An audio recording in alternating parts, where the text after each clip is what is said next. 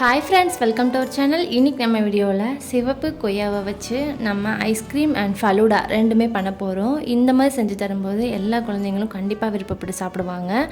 சிவப்பு கொய்யாவில் வந்து நிறைய சத்து இருக்குது. அதனால இந்த ரெசிபியை கண்டிப்பாக மிஸ் பண்ணிடாமல் ட்ரை பண்ணுங்கள். நம்ம சேனலில் புதுசாக பார்க்குறவங்க மறக்காமல் சப்ஸ்கிரைப் பண்ணி வச்சுக்கோங்க. கூடவே பெல் ஐக்கானே கிளிக் பண்ணி வச்சுக்கோங்க. வாங்க இந்த ரெசிபி எப்படி பண்ணுறதுன்னு பார்த்தலாம். அரை கிலோ அளவுக்கு வந்து சிவப்பு கொய்யாவை நல்லா வாஷ் பண்ணிவிட்டு இந்த மாதிரி முன்பக்கமும் பின்பக்கமும் லைட்டாக கட் பண்ணி எடுத்துக்கோங்க. அப்புறம் உள்ள பல்ப் மட்டும் எடுத்து அப்படியே மிக்ஸி ஜாரில் ஆட் பண்ணிவிட்டு இதை வந்து கிரைண்ட் பண்ணி எடுத்துகிட்டு வந்துடணும். உங்களுக்கு தேவையான அளவுக்கு நாட்டு சக்கரை சேர்த்துக்கோங்க. நான் 1/4 கப் அளவுக்கு போல் சேர்த்துருக்கேன்.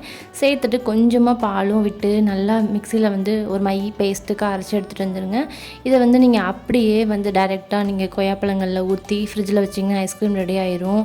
அப்படி இல்லைன்னு சொன்னால் உங்களுக்கு வந்து சீட்ஸ் வந்து அங்கங்கே கடிப்படக்கூடாது, சாப்பிடும்போது டிஸ்டர்பன்ஸ் ஆகும்னு நினச்சிங்கன்னா இன்னும் கொஞ்சம் வந்து சியா சீட்ஸ் வந்து ஊற வச்சுட்டு அதையும் சேர்த்து நாட்டு சக்கரை பால் எல்லாமே 1/4 கப் அளவுக்கு சேர்த்துட்டு ஜல்லடை வந்து பெரிய ஜல்லடையாக போட்டு சலிச்சுட்டு அதுக்கப்புறமா நீங்கள் மாற்றிக்கலாம் கொய்யாப்பழங்களில். அப்போ வந்து உங்களுக்கு ஐஸ்கிரீம் சாப்பிடும்போது சீட்ஸ் வந்து டிஸ்டர்பன்ஸ் இல்லாமல் இருக்கும். இந்த 2 டைப்பில் நீங்கள் எது வேணாலும் ட்ரை பண்ணிக்கலாம். ஃபலூடாக்கு வந்து சியா சீட்ஸ் ஆட் பண்ணிவிட்டு நம்ம அடிச்சு வச்சுருந்தோம்ல கொய்யா மில்க் ஷேக் அதுவும் ஆட் பண்ணிக்கோங்க. அது கூட வந்து கிவியும் இன்றைக்கி சிவப்பு கொய்யாவும் நான் ஃப்ரூட்ஸ் ஃபில்லிங்காக சேர்த்துருக்கேன். உங்களுக்கு வேணுன்ற ஃப்ரூட்ஸ் வந்து சேர்த்துக்கலாம்.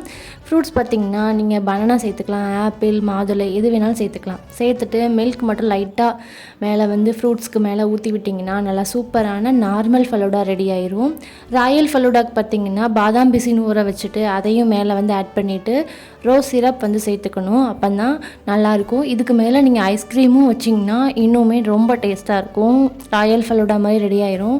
நான் வந்து கொய்யாப்பழத்தை ஐஸ்கிரீம் மாதிரி ரெடி பண்ணியிருக்கேன் இல்லையா, அதனால் ஐஸ்கிரீம் எதுவும் வைக்கலை.